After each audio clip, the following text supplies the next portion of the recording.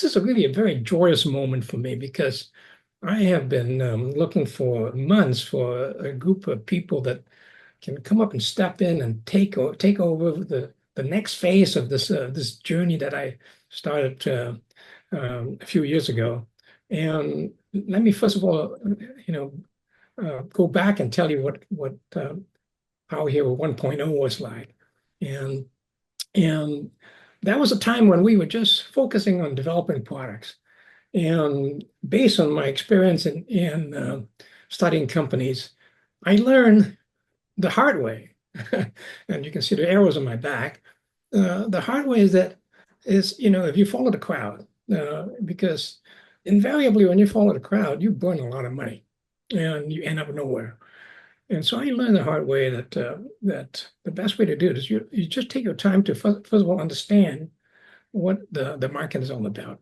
Unfortunately, the issue with that is that in an emerging growth industry, there really is no signpost for you to rely on because by definition, it's an emerging growth industry. So emerging there's nobody to lean on to find out what's needed, what's not.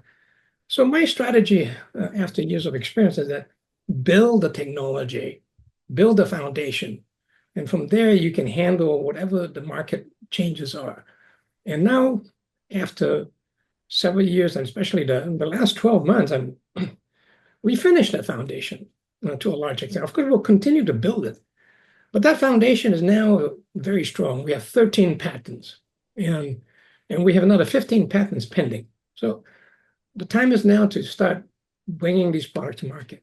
And we've had 2 rounds of prototyping for Cameo. We've introduced a beta for our app. PowerPack is next, and we're going to get into those products in some detail. So from there, we're now ready to go into Power Hero 2.0. And that's why these gentlemen that you see on the screen are here. I brought them in to take us into the market. And this is the three new people and Craig in the center is our incoming CEO. Let me assure you, and I know some people are concerned that I'm just going to fade away into the sunset. I'm not. I'm just going to be going to the closet and continuing to develop products and think up new ideas. As a matter of fact, I don't want to say this too aggressively, but I believe we're going to get another patent issued before the year is out, maybe two. So, knock on wood. No, actually, pray to God. But so let me now turn it over to Craig. He's the incoming CEO, and I'd like him to talk a little bit about himself, and he can introduce the rest of the team. Craig. Excellent. Thank you, Esmond. Appreciate the time today. And as I echo Esmond's sentiments and his excitement as well. A couple things, just you can see my background here on the slide, things, some bullet points. I've obviously taken, a number of companies from zero revenue to significant exits. Largest was probably 1.5 billion. That was about 7 years ago. So I've done this about 4 times. And so Esmond and I started talking a number of months ago. And what really excited me about the opportunity is one, it couldn't be more timely of an opportunity. If there's any challenge that Esmond has had and probably earlier investors is that you might have been to the market too early. Like this is right now with what's going on, specifically in my home state of California, as well as many places in the world. EVs are launching and they're going through the roof, and there's just not enough there's just not enough infrastructure out there to support them. So that's the first thing that excited me. So there's a market opportunity excitement. From there, as I always do in doing my own due diligence, the current cap table of the company was really exciting, meaning this was really done on a shoestring and it was just done very capital efficiently, which is not common in the market, especially in a very hardware intensive market. So whether you guys know it or not, there's about 1.6 million that's been raised so far. There was the net capital raise was around roughly just under 200,000. Esmond himself put 500,000 in, and there's about 900,000 in other angel investors. That's unheard of in a market like this. So that really gets me excited. I'm not coming into a company that's bloated and I'm starting from behind the eight ball. The opportunity is really up and to the right with this, and that's what gets me really excited. Also, the third one for me, and that's the most important thing for me personally, is that I can actually make a meaningful impact in a short period of time. Meaning I have the skill sets to do with this company that which I've done for my entire career, and I get really excited about. So as you'll see in my background, it's very much GTM, meaning go to market. So it's all about sales and marketing for me. I've obviously raised capital along the way, for startups as well, but it's really about developing and building and developing the channels to market. And as we'll go through in the slides, and some of you have seen already, there's a number of channels to market, a number of products to market, and the product portfolio is really, really robust. And so I'm as excited as everybody on this call. I think we've got a huge future and a huge ramp in front of us, and we're excited to be coming out to the market with this raise, and the sky's the limit for all of us. So with that, I'll hand it back to you, Esmond. Okay, well, I think we wanted to turn this over to Brad. Yeah, Yeah. this might take a little longer. No, I mean, I don't want to insult anybody. Everybody can read the background here. These are some highlights throughout my career. But to start off with the excitement, I mean, truthfully, every company I've looked at, and I've been an angel investor myself for a number of years. I like to look at companies with a very strong foundation, and the foundation that we have here is incredibly stellar, and the patents that we have go across multiple markets, multiple geographies, and there's so many new business opportunities that we can go into. So for me, the excitement is really from the foundational start, which Esmond did an incredible job with. My background, I've spent a lot of time in Asia. I spent a lot of time here in the US. I have a financial services background. I've built two companies and sold two. But in terms of my expertise, it's really strategy, and I'm really excited to help the team out, wherever I can. But it's an exciting time right now. Okay, well, Mike, why don't you round us off? Sure thing, and I'm also glad to be here. My background has been across the board in early stage startups and later stage profitable companies. But to be honest, I love most of the companies that are really being smart about connecting together amazing technologies with markets that really need them. And at the right time, you get the investors into the puzzle. And then that's the moment when you have this synergy, you have these catalytic events that kind of leapfrog the technology to where it should be, which is marketable. So in my background, I've done a lot of this business development, strategic partnerships. I was able to put together the first renewable energy into a SPAC. Hard to do that successfully, but that happened back in 2019. Led multiple M&A acquisitions, large-scale strategic partnerships for public companies, private companies, across the US, across Europe as well, brought technologies from Europe to the US, from Australia to the US. So kind of a wide variety of scenarios in my background that I think can be helpful to the company here, because there's so many different target pipelines that can get to market, that there's going to be a lot of opportunities for licensing, for strategic partnerships, for direct sales. There's a lot of different pathways, and I'm excited that each one of those pathways are such huge markets, and they solve amazing, and difficult challenges that are still in this market. So we'll get into the product details later, and so I won't go into it now, but I've got a lot to say about how effectively this technology is going to solve some major problems that are sitting in the market right now. Okay, why don't we take this back to Craig, and you can take us through the next slide, which is the go-to-market plan. And Yeah. Thank you, Esmond. So, Esmond pointed out before, for those that have been involved in the ride thus far, Esmond's not going anywhere. We just understand that raising capital and building a company is a full-time job. That's why the three of us have come on board to do that with our specific skills, and scaling teams and scaling revenue and pipelines. And so this kind of speaks to that.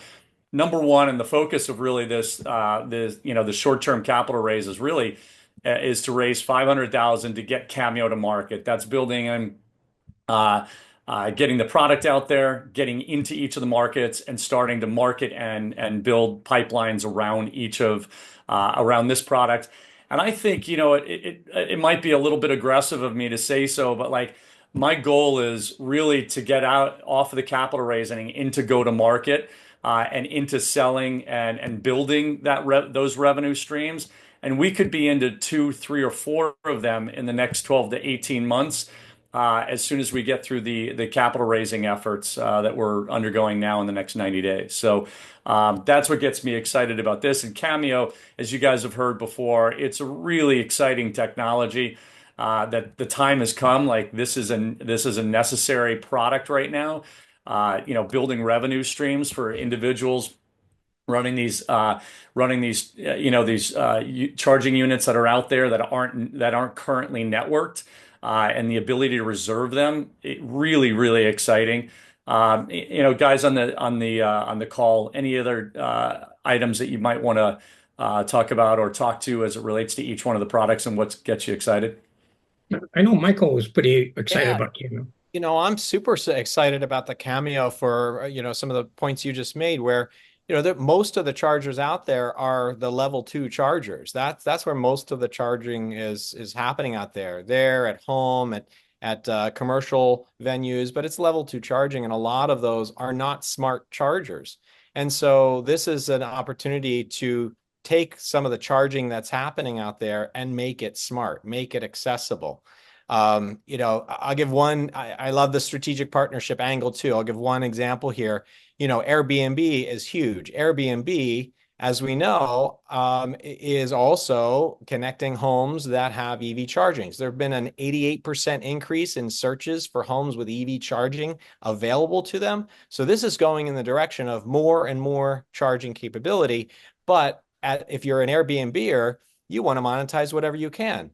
Do you know ChargePoint made a strategic partnership with Airbnb so that they can sell their chargers into Airbnb clients right now? Okay, so by doing that, they're opening up and encouraging that possibility to have charging there, but it's not smart for the homeowner. And this Cameo would make all of those units smart for the homeowner to be able to monetize that, not just have them there, but monetize it for themselves, reserve it for their customers. So that kind of functionality changes the game for regular level 2 charging out there, really makes it effective and user-friendly, and makes it possible for everybody to have a business out of that scenario. Very, very cool. Very exciting. Yeah. And I think we've been pitching this as the Airbnb of charging. But I'm glad you brought that up, because what's exciting is that Airbnb themselves have 6 million listings. So there's 6 million homes out there, and of course they're not only a very small percentage has any charging at all. But it's also been reported that these hosts because of the increasingly large number of people becoming hosts, that revenue per host is kind of going down. So this Cameo is a money maker for these hosts. And so if they're not renting out the bedrooms, why not rent out a garage, right? So this is really exciting about that. But another twist to this, and I shouldn't be talking about exit so soon, but can you imagine Airbnb acquiring us? But just keep that in your mind. That's a possibility. Brad, you got any point on that, or shall we move on to? No, I mean, I'll just chime in for like 10 seconds here. I mean, my thought here is, if you look at the family of products that we have, I mean, it's really, they could be businesses in themselves. So the interesting thing here is we can have so many different revenue streams coming in different ways. And I think each of us on this executive team have a lot of good relationships with different areas, and I think we'll be synergistic and be able to leverage those. So I mean, if you look at PowerPack, which gets faster speeds off the level 1, Cameo has so much opportunity, as everybody's been mentioning. But then in down the road with Empower and other of the others, I mean, there's a lot we have to offer. So it's exciting. I mean, for us, we're trying to stay focused, and the goal right now is that raise. But yeah, we can go ahead and move on. Let me just add to that chart that Craig has up there, and we're talking about introducing in Q2. I just want to give you a background as to why we're comfortable with that target. It's because we've already gone through 2 rounds of prototyping. What you see there, the picture of that Cameo, that's a real Cameo that has gone through prototyping. We actually have a video of it being tested on Tesla Model 3. It's on our website somewhere. But so the next step is just taking that prototype and getting that into just make sure that it's robust but it's ready to go into production. I call it production engineering. There's always a little bit more engineering. So we think that's a very, very doable target, but we're going to need to you, the Net Capital crowd, and all other people who like to invest in crowd to get us there. So get us the 500K, and you'll be making your own future by getting us to the market. Yeah, and I'm gonna take just a minute maybe and just do a quick review of the products for everybody on the call, because there are new investors on the call and those that might watch this video that are going to come into this round. And so for everybody that's out there, I mean, you're looking at the Cameo. The Cameo is a product that basically hooks onto a level 1 charger, and it turns it into a network device. And so there's a lot of level 1 chargers in neighborhoods, apartment buildings, and throughout municipalities. And we'll talk a little bit about trials and then in one of the next slides. And this just it gives that person that owns that charger, whether it's a residential homeowner, whether it's a strip mall owner that's got chargers, to go and monetize that charger by way of a reservation system. And again, this has already been tested. This is already, as Esmond just mentioned, it's ready to go to market. The Power Pack goes into, a classic scenario is you look at highly dense metropolitan areas like New York City. They've got old apartment buildings. Those old apartment buildings don't have a lot of 220 volt running around the garages, and they're going to need it based on the growth of EVs around the globe. And to go and run 220 in each one of those garages is actually a very expensive and time-consuming, permitting, everything else process for that. Whether it be a high-rise or a 3-story apartment building, this basically plugs into a 110 outlet, and from there turns it into the equivalent of a 220 by storing that charge, and then speed charging the cars that are tapped into it. So it's just, it's next gen. It's really exciting and has a huge future. Mpower is basically a mobile power service, and so that is, look at AAA in the AAA of 5 year or 1-2 years from now, where there's, they're not just replacing tires, but they're actually going around to, a lot of people that didn't time their battery charging well, and they're basically charging cars on the road, as well as e-bikes, as well as a host of other things. And there's another product, AirQ, that's not even on this slide, that's really exciting as well. Esmond, do you want to just give 30 seconds on AirQ? Because I'm really fired up about what we're doing on college campuses with it. Yeah. Before I get into AirQ, let me make it more exciting for Power Pack. Imagine all the millions of Uber drivers out there. What if they could have a Power Pack in their trunk? Now you have an instant network of Uber drivers who are basically emergency chargers. That is what excites me. Not just the apartment buildings. Of course, there's 100 million apartment units out there that needs our Power Pack. So, yeah, and that's, Esmond, that really plays into Brad and Michael's comments on multiple channels to market. That makes this such a vast and incredible opportunity. So I'm glad you brought that up. Tell us a little bit about AirQ. Okay, so AirQ is all these hardware requires an app for you to access it. So AirQ is really the app that allows you to access and control the access to the Cameo, access to the Power Pack, and there's even another product called the ePort, but we're not going to get into that. So the AirQ is, if you can think about it, think about the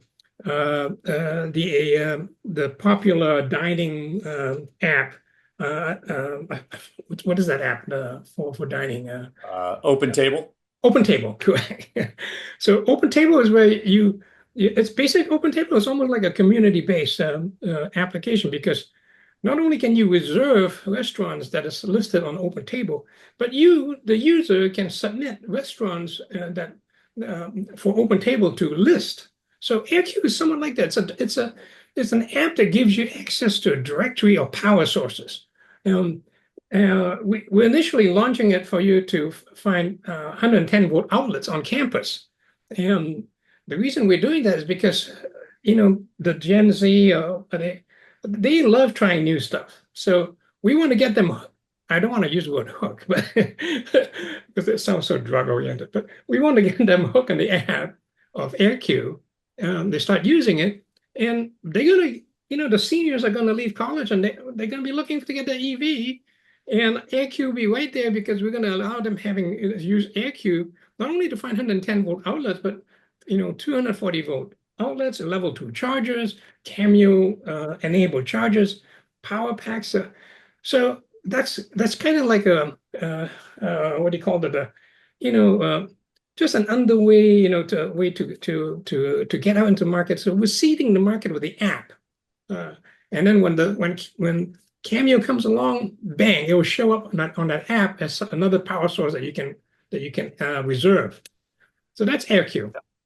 And we launched it at USC, University of Southern California, in September, and we were looking for 100 beta students. And I believe we signed up 191 on that day that we launched it. I think we were giving out some drinks or something. So we're now actively testing the app and getting feedback and improving it. So if you are excited about Cameo, I'm really excited about AirQ, because that's software, pure software. It's really And to the revenue aspect, I mean, there's membership. There's a membership story there, and again, you go, campus, and you kind of start spreading like wildfire around the U.S. And that's just one market. And Esmond did make a quick mention, and I'll double click on it for 2.5 seconds, and that is ePort. That's where you take a 110 port and you identify it, you network it. So for people charging laptops, whatever it is, there's another revenue stream there for owners. Not every owner wants to do that, but Starbucks and others, like the options and opportunities are endless. But what is also key, and I want to bring this back, as the incoming CEO, is focus is important.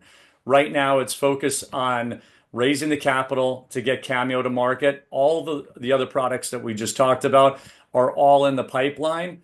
They're in varying stages of getting to market, but Cameo is our foray into the market.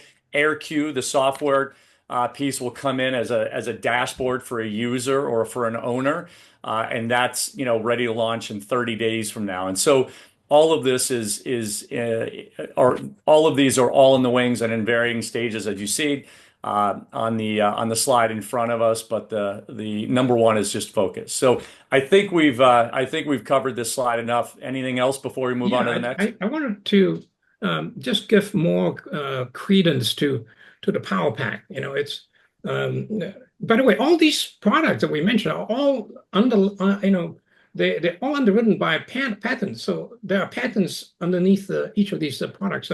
So that's a very strong market position. The Power Pack, I just want to mention, we just finished this year a contract with Arrow Electronics. Arrow Electronics is a $37 billion global corporation, manufacturing contractor. And so they spend, I think, 6 months, pouring through our patents on Power Pack and coming up to proof, to verify the design objectives that's in the patent. And they came out with an architectural design for the Power Pack, and we're bang on in terms of the cost objectives I had for the product. It's about $2,000, so we plan to make at least $4,000 to $6,000 profit margin on that product, and that's going to take about a year to get that one into market, and that's why you see the amount of dollars that's on the last column of that slide. Excellent. Thanks, Esmond. Let's move on to the next slide. This just this just gives you the size and scope of the market. I think we've touched upon this throughout, and this is just a glimpse for potentially new folks coming in, just to get a sense of where this market's going and how it's really just in its infancy right now. While we might think in our backyard we're seeing more Teslas, we're seeing more EVs every single day, which we are. It's still the numbers are still very small compared to where they're going to be in a year from now, in 5 years from now, and obviously, in 25 years from now. So right now, the infrastructure, there's no way that we can meet our climate goals based on current infrastructure out there for EVs, and not even close. And so Power Hero is just perfectly positioned to take advantage of all of that. Anything else, Esmond, that you like to? Yeah. What is incredible is that this huge $500 billion market is really, really very tiny compared to that big market, because 100 million apartment residents that you see that's just America alone, right? And you know that the American family has more than one car, right? So it's one power pack per car. Okay, so how many you get, and we're not restricted. The power pack is not restricted to apartment units. Yep. Okay, because homes, landed property, detached homes, semi-detached homes, if they're more than 10, 20 years old, they are not geared for EV charging. Yep. And what happens if you have two EVs? So they could use a power pack. So this is really understated. And there's only 3 million EVs on the road today. America has 230 million gas cars, right? So there's got to be 230 million EVs out there. If the government's objective is met. So this is beyond exciting. And I might add that the world is about 48% urban, and apartment buildings dominate urban centers. So it's not just America. I mean, you just go to Asia, you go to Hong Kong, it's a concrete jungle. You go to Tokyo, a concrete jungle, unless you go outside in the countryside. So it's huge. Excellent. Thanks, Esmond. Let's move on to the next slide. This is kind of the slide that tells you the steps how we're expanding the market, starting with the three pilots, the 17K. That's the number of apartment units that we're targeting. Yeah, and this speaks to some of the pilots that Esmond and the board have lined up thus far. A lot of this, as we know, the beauty is it's right in our backyard, or I should say right in my backyard and kind of headquarters backyard in California, where so much of this, LA and San Francisco are ground zero for the growth in EVs and the mandate for growth. And so that's why we're starting right in our backyard with the pilots, and they're all teed up and ready to go. And again, it's just about getting product in their hands. And we plan to do that in the next 3 to 6 months. So any other points on this, Esmond, that you'd like to point out? No, I think I'm out of points. So maybe We've said a lot. can go to opening it up for questions. Yep. Excellent. Well, I think we'll close. Let's flip one slide forward. We'll kind of close it out, and then we'll go to Q&A. Okay. And yeah, we'll answer any of the questions that might have come up in the chat. So everybody, this is our close here. So I think you've gotten a chance to see what 2.0 looks like for Power Hero. The team, the executive management team, and the board that's gotten us from through 1.0 into 2.0. The technology foundation, patents, and the platform, the support that we have on the government side as well as the social side, and then the diversity of investment and potential exit routes. Right now, as we've said a number of times, our goal is we've got a campaign going on right now until the end of October. or October 27th to be specific. Esmond? October 28th. October 28th is when we close out this round of 500,000 at $1 a share. So we're keeping it at the current raise of $1 for the rest of this month, and then from there, as we mentioned, our backgrounds and especially Brad and Michael come from institutional capital raising backgrounds, and from there we go out to the capital markets, and it'll be a different round. So this is giving you an opportunity, a kind of a sneak peek, an early look at the next rounds that will be closed off and kind of or focused on institutional investing. And so that's the ask, and that's kind of the close. And any comments from the team, guys, before we move to answering some of the questions that might have come in on the chat? Yeah, Craig, I got a few questions that were asked to me on email that I thought are actually interesting enough to mention here. So maybe I'll just go in while we're still getting a bunch. And I know that, we have answered a lot of questions that you have asked. So thank you for asking those questions in advance. I've gotten the question a few times on why now and why did I make this decision? And also, where do I really think this opportunity can get to? So let me start with that first one. Why now?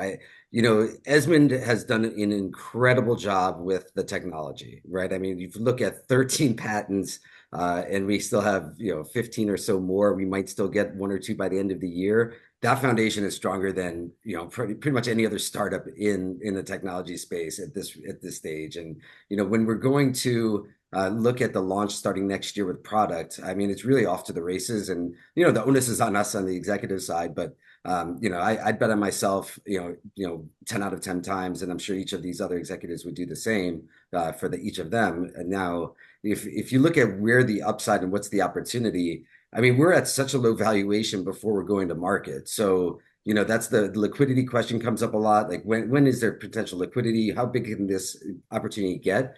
I mean, if you look at Waze that was acquired for $1 billion, that was just a community-based map service. That's AirQ, so that's potentially a unicorn by itself. If you look at Cameo, there's so many places that could fit into strategically. So, I mean, do we grow it and go off to the races? Or do we do partnerships and grow it? There's a lot of different ways we can slice it and make a tremendous amount of money. So for me, I'm excited about the current valuation because I think, if we do our job on execution, each progressive round should be significantly higher. On the liquidity side, that's as an angel investor myself in many startups, that's always a question that you want to know. The most important thing is on the execution and the foundation. And if the foundation is strong, like this company has, then the liquidity will come. It's impossible to say a time, but the reality is, if you really look at the foundation, everything starts there. Most companies don't have that solid foundation. So I'll stop chiming in there and I'll pass it off. Yeah, and as great point, Brad. And as I mentioned earlier, when I was speaking, it's like if there was any challenge that Esmond and the earlier team ran into is that they were just early. Right now, I mean, as you don't have to go far to find news and headlines around this technology or around this market and how much it has to grow, not is poised to grow, but has to grow. I mean, there are mandates out there globally in each country, in each state, and the infrastructure just simply isn't there to support it. So that's my response to the why now. And Brad, really nailed it on the head with the potential of exit and liquidity and ways that might come. But yeah, nothing more to add. Anything else, guys? I see a question about the Power Pack production. You want me to? Yeah, why don't you take that, Esmond? Yeah. I always have to think a little bit because I can get carried away with production because and this is why right from the start, we went after Arrow Electronics. Our philosophy is that we're going to focus on what we're good at, which is up here, right? And this is kind of like an Apple strategy, Apple and Foxconn.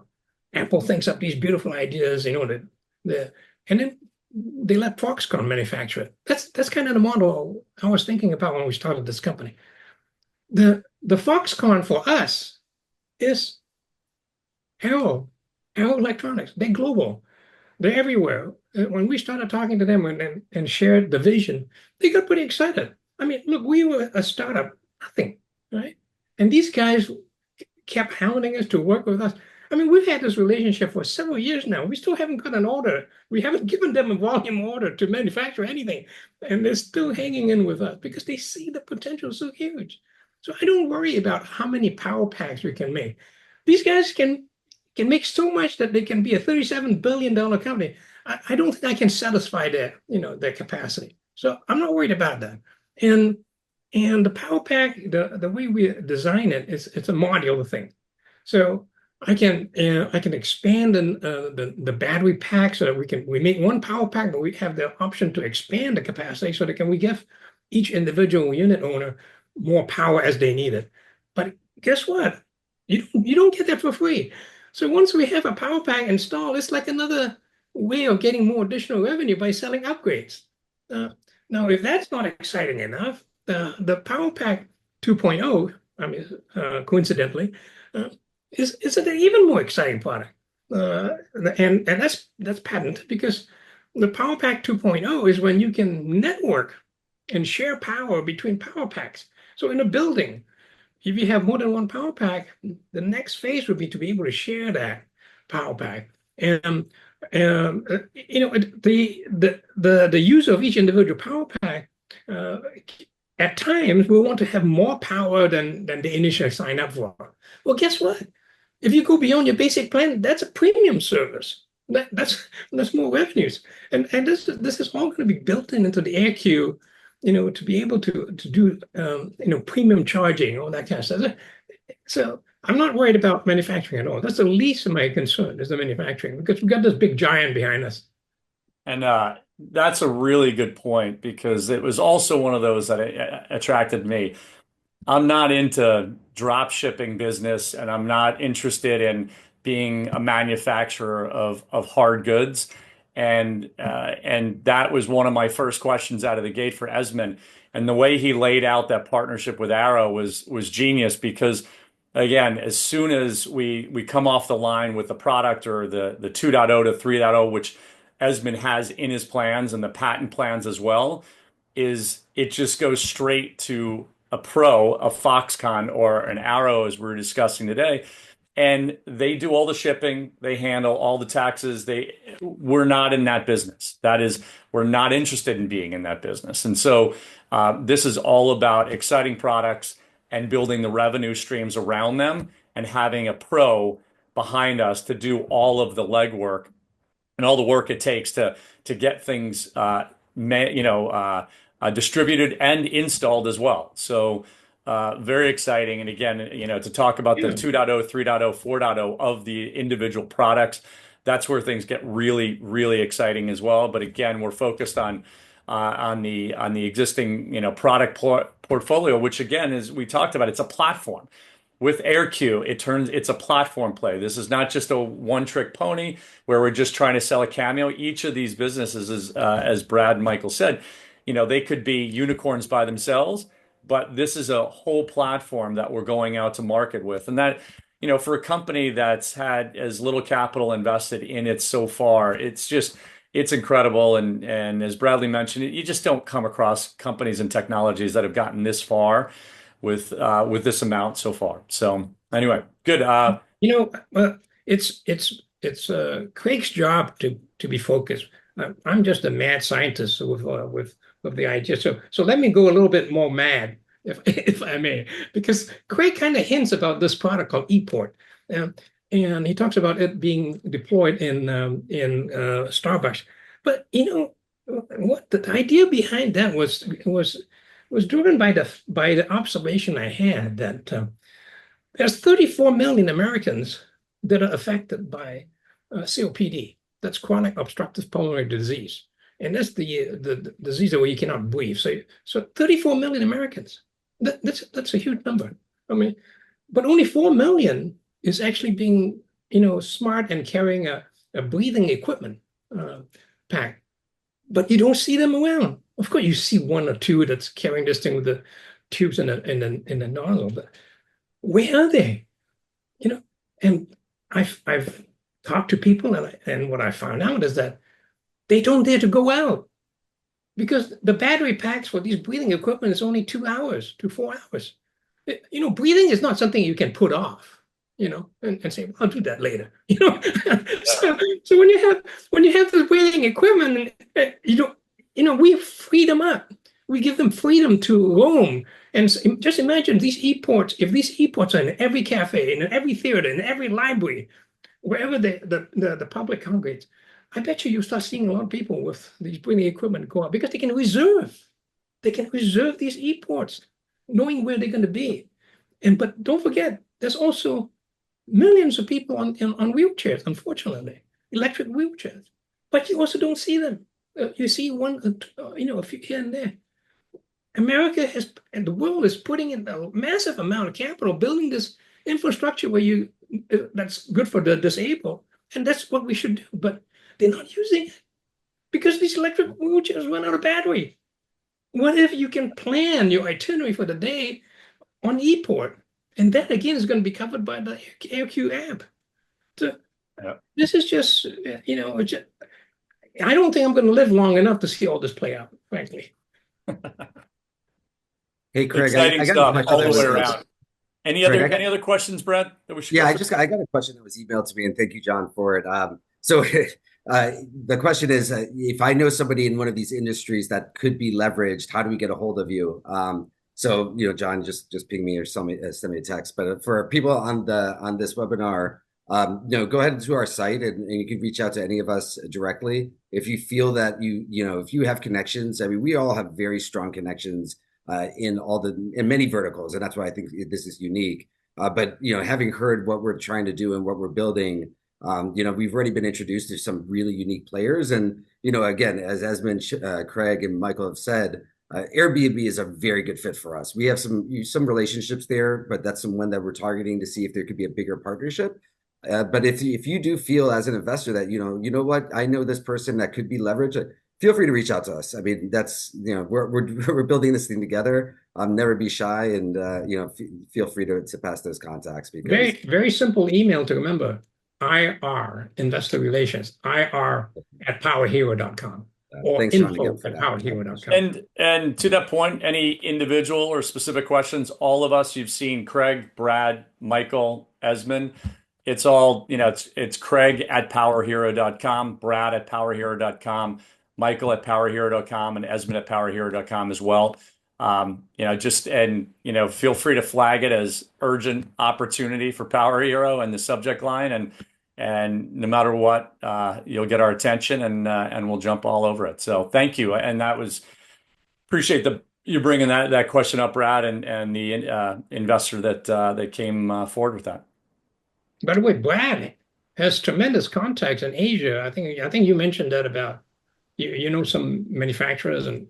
Yeah, not to digress, but yeah, I used to go every other month to Taiwan, Singapore, Thailand, mainland China, and then depending on the trip, Korea and Japan. But my specialty, which I did want to spend too much time on because the focus here is this company, but I've done technology research for 2 decades and focused on both the manufacturers, the companies that are building the widgets. So there's a lot of synergies. I have a very strong relationship with the Taiwanese company that was one of the very first investors in Ring, and obviously we know Ring got acquired by Amazon, but they were one of the first investors because they actually manufactured the Ring. So clearly there's a lot of synergies and ways we're approaching it. So think in the back of your mind in terms of feeling comfortable. You really do have this. I mean, it's quite impressive, and congrats to you, Esmond, for assembling us. But I mean, this is a very impressive team. In terms of going through now to execution phase, and again, Esmond is the brains behind the products. This is it's exciting. So I hope it shows. I might add, since I'm pointing you out, Brad, that Craig, you lived in Australia for 4 or 5 years, I think, turning around a company and getting that liquid. So Yeah, spent actually not living there the entire time, but spending a lot of time there. And yeah, I mean that's the other thing. And Brad and Esmond, you both mentioned all of us have global experience and connections. And where Michael's heavy in Europe, Bradley's heavy in Asia Pac, and I've built sales teams across every one of the regions that we just discussed. And so there's just a level of comfort on this team that we've done a lot of work globally, which is great. So, and it just makes it easier. We all speak the same language, and we've lived in a lot of these countries, which is great. And because this is, as we discussed with Arrow and others, there's so many different channels to market. But this is, we're going to focus on our backyard in the early stages just to get those pilots right. But then the sky's the limit, and then we want to blow out to, and we've already had early discussions with those and that run, that have potentials of big partnerships in Asia Pac and in Europe, and it's just a matter of getting the first few steps right before we jump and cross ponds and such. By the way, Craig, in case I forget, we've had inquiries from South Africa for licensing. So I know that you've got South African experience and connections there. So Yep. remind me to turn that over to you. Excellent. And Guys, I have a question coming in from Steven from Arizona. So this is interesting. It relates to your point before. Why Cameo is the start? There's so many huge opportunities you're talking about. Why are you starting with Cameo? I think this is great because every other time we turn around, Esmond's got another patented technology that turns into 8 more market opportunities, and all of those are great and huge. But this is a team to execute, and in order to execute, we do need to focus. And where are you going to focus? The focus is on what is let's call it the optimal way to utilize money, the most efficient use of capital to give us the most value and opportunity growth in that moment. And Cameo being so close to market, having a fixed finite period, right? Technology risk is reduced. All we have is basically a manufacturing risk, which is not a risk because we're using the most professional manufacturers. And now we've got a team together that can focus and execute on delivering it. And that's the focus that we are on right now. Everything else, as new capital comes in, as we continue to grow in future rounds, the population within the company can increase and we can divide and conquer the other opportunities that are available to the company. Getting in now gets you access to all of it, but we only unlock the value by executing, and that's what this phase is now. And as you mentioned, Michael, Airbnb is, ChargePoint is selling into that market, right? So every host can be reached, right? So just imagine that. I believe also the Cameo is a easily targetable product, and I might add that the Cameo, as Craig mentioned earlier, it's plug and play. You plug that adapter right onto and we have a video on our website. You plug it onto the nozzle, and it automatically connects to a cloud. And the owner of the charger registers it, and he's listing right then and there for rent. Yep. I think I'm looking at my list of incoming questions through both chat and email, and I think we've covered all of them, whether in our opening discussion, dialogue, updates, or specifically to each one of the questions. Michael, Bradley, you have anything else that you're seeing that I'm not? And if not, let's close it out because we're up on the hour. Yeah, no, I mean, we got a lot of questions, so thanks for everybody for sending those in early. And I think I scratched off at least 30 that we had. So I think we went through them all. Excellent. We're going to have this is all being recorded, so you're going to have a second chance to listen in on it. That will get out to everyone who registered. Yeah. Thank you again, everybody. Thank you as early investors, as potential new ones. Any questions for us specifically? Feel free, as I mentioned, ir@powerhero.com or our individual emails. Happy to jump on calls. Exciting, sky's the limit, as we say, onward and upward internally here. And we just have some exciting stuff coming down the pike, and looking forward to having you guys along for the ride.